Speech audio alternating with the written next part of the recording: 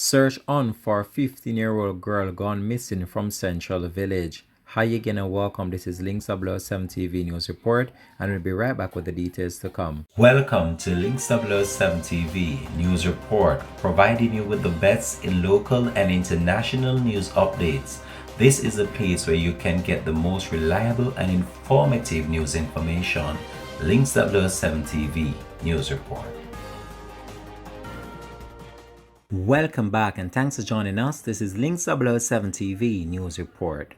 An Ananda alert has been activated and a search is on for a 15-year-old girl, Sheree Cochran of United Estate Central Village, St. Catherine, who has been missing since Saturday, August 7. She is of dark complexion, slim built and about 165 centimeters or 5 feet 9 inches tall. Reports from the Central Village Police are that the teen was discovered missing about 3 a.m. and has not been heard from since. Her mode of dress at the time she went missing is unknown. Anyone knowing the whereabouts of this teen is being asked to contact the Central Village Police at 876-984-2644, the Police 119 emergency number, or the nearest police station.